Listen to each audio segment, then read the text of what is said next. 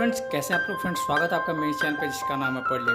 Friends मैं इस channel पे इलेक्ट्रिकल ऑटोमेशन से रिलेटेड वीडियोस बनाता हूँ, तो अगर आप ऐसे वीडियोस में इंटरेस्टेड रहते हैं तो हमारे चैनल को सब्सक्राइब जरूर कर लीजिए फ्रेंड्स। तो फ्रेंड्स इसके अलावा मैं इलेक्ट्रिकल कंट्रोल पैनल बना के सेल भी करता हूँ। अगर आपको फ्रेंड्स किसी भी टाइप का इलेक्ट्रिकल कंट्रोल पैनल की रिक्वायरमेंट है तो आप हमें ऑर्डर कर सकते हैं फ्रेंड्स।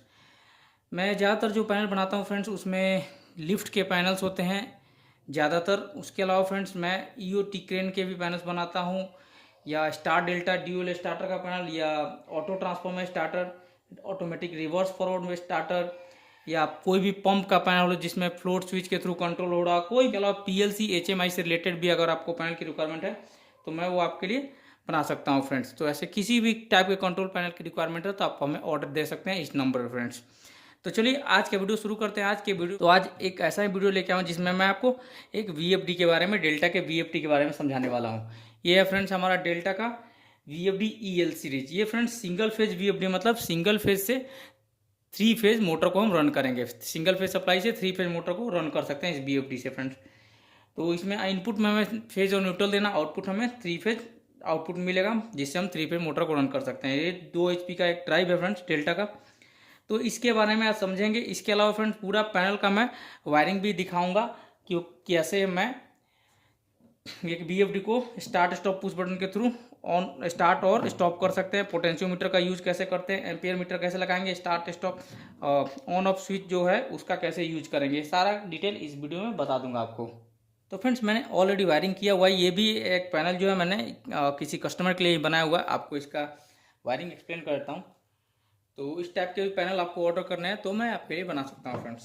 तो सबसे पहले हम यहाँ से इसको ऑन कर लेते हैं। यहाँ से ऑन करने के बाद यहाँ से एमसीबी ऑन कर लेते हैं।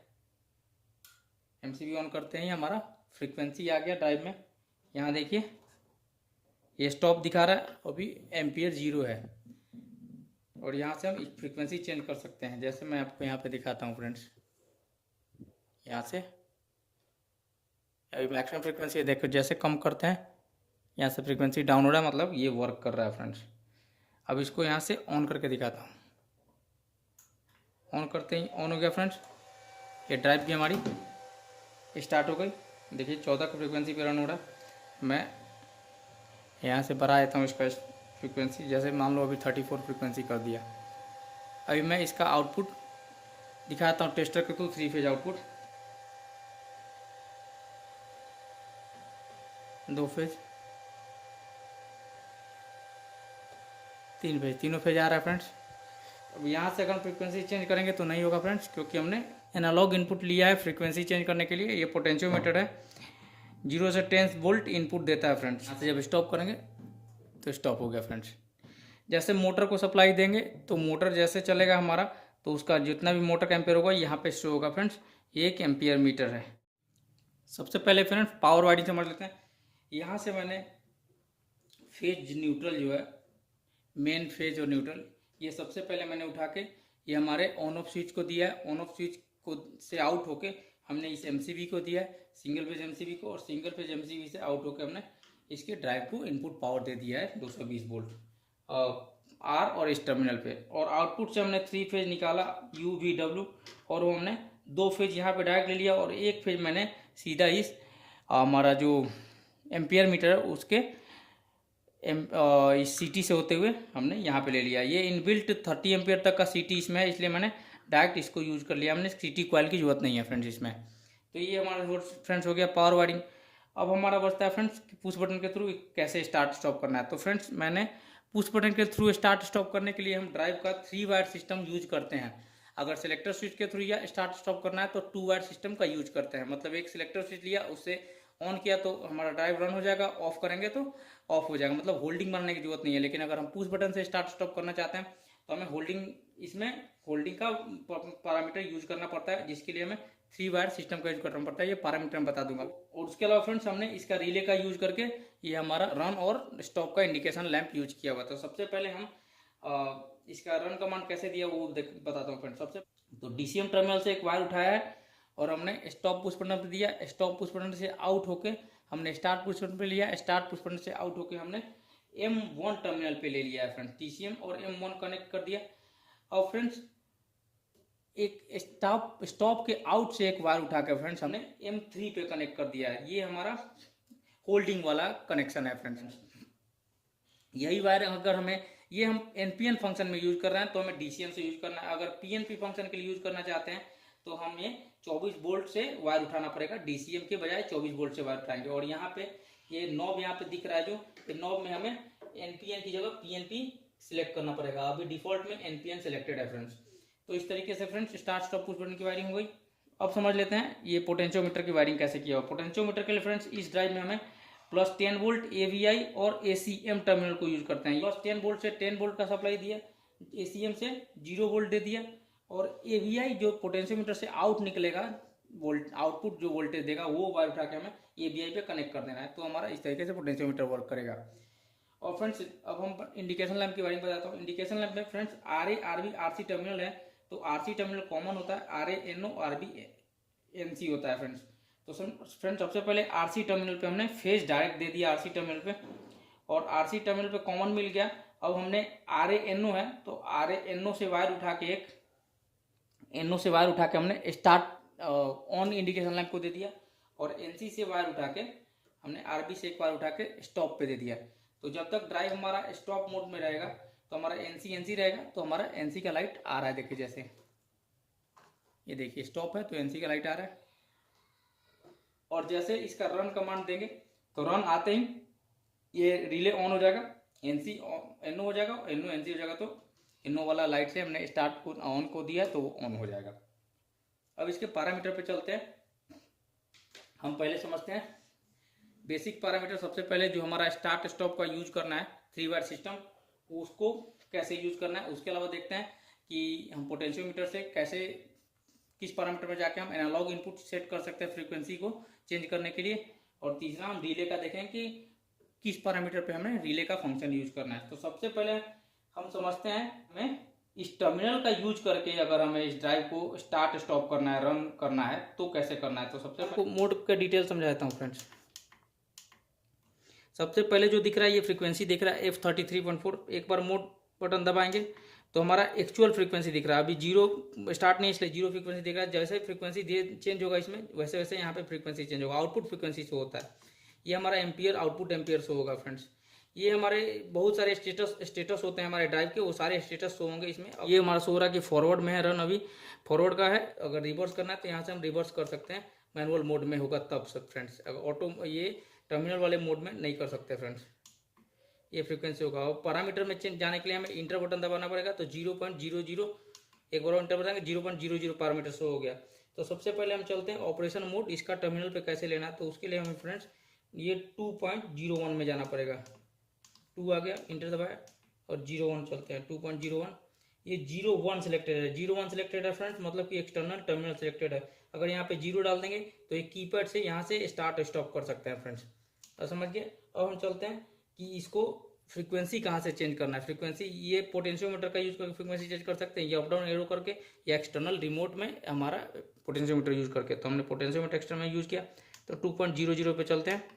यहाँ पे 1 सेट किया हुआ, 1 सेट किया मतलब 0 से 10 वोल्ट का इनपुट दे सकते हैं, एनालॉग इनपुट हमने फ्रीक्वेंसी को चेंज करने के लिए। तो वही 0 से 10 वोल्ट का हमने पोटेंशियोमीटर यूज किया हुआ फ्रेंड्स। अगर हम यहाँ पे 0 डाल देंगे तो कीपैड से हम अप डाउन से चेंज कर सकते हैं। अगर यहाँ पे 4 डाल देंगे तो इस पोटेंशियोमीटर का यूज करके हम फ्रीक्वेंसी चेंज कर सकते हैं। अब हम चलते हैं फ्रेंड्स कि हमारा जो 2 wire mode 3 wire mode use किया स्टार्ट स्टॉप पुश बटन का यूज करके कैसे करना है, होल्डिंग कैसे बनानी है। तो होल्डिंग के लिए फ्रेंड्स हमें जाना पड़ेगा 4.04 में, मोड दबाएंगे 4 पे जाएंगे, 4.04 पे जाएंगे।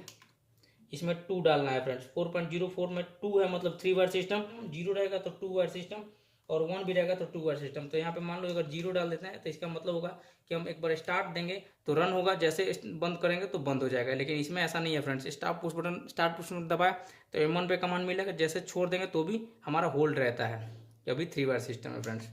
तो 4.04 में 2 डालना है। अब हम समझते हैं फ्रेंड्स, अब हम बेसिक समझ लेते हैं पैरामीटर, जैसे कि हमारा जो एक्सलेशन डी एक्सलेशन कहाँ चेंज होगा फ्रेंड्स। तो एक्सलेशन डी एक्सलेशन के लिए हमें जाना पड़ेगा फ्रेंड्स 1.09 में।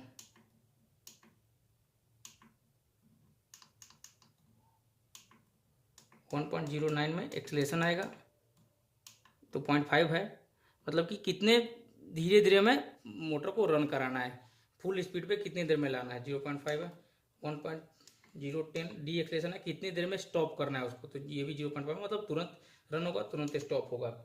उसके अलावा फ्रेंड्स होता है हमारा रिले का टर्मिनल। तो रिले के लिए हमें 3 नंबर पे जाना पड़ेगा पैरामीटर पे, 3.00 रिले का है। तो इसमें मैंने फ्रेंड्स 0 और 1 रखा हुआ। 1 मतलब कि जैसे रन कमांड देंगे तो रिले ऑन हो जाएगा, तो ये भी आप समझ गए।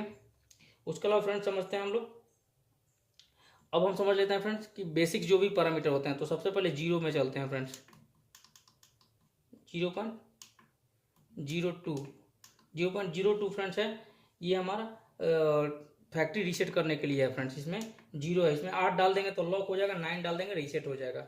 0.02 हो गया। अब फ्रेंड्स हम चलते हैं 1.00 में, ये मैक्सिमम फ्रीक्वेंसी, ये 60 डाला हुआ है फ्रेंड्स। इसको हम चाहे तो यहाँ से चेंज कर सकते हैं या घटा सकते हैं। 50 डाल देंगे तो 50 मैक्सिमम फ्रीक्वेंसी ले सकते हैं, उससे ज़्यादा नहीं ले सकते हैं।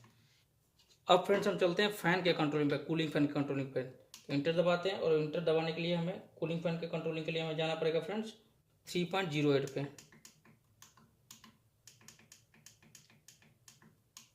इसमें 2 डाला हुआ है, 3.02 में 2 है, मतलब कि हमेशा जब हम रन करेंगे तभी पंखा चलेगा, वैसे बंद रहेगा। अगर ऑलवेज रन कर देंगे तो हमेशा पंखा चलते रहेगा फ्रेंड्स। ऑलवेज रन करने के लिए यहाँ पे हमें 0 डालना पड़ेगा। अब हम चलते हैं फ्रेंड्स, हमें डिजिटल इनपुट जो देना है, जैसे कि M1, M2, M3, M4, M5, M6, ये जो टर्मिनल है, इसमें हमें किस फंक्शन के लिए, किस टर्मिनल पे क्या यूज़ करना है। जैसे M1 फॉरवर्ड के लिए होता है 2 वायर सिस्टम में, और M2 रिवर्स के लिए होता है। M3 जो होता है फ्रेंड्स, M3 टर्मिनल को कैसे यूज़ करना है। M3 टर्मिनल जो है यहाँ पे, इसको हम किसी भी फंक्शन के लिए यूज़ कर सकते हैं। इसके लिए हमें जाना पड़ेगा फ्रेंड्स 4.05 में।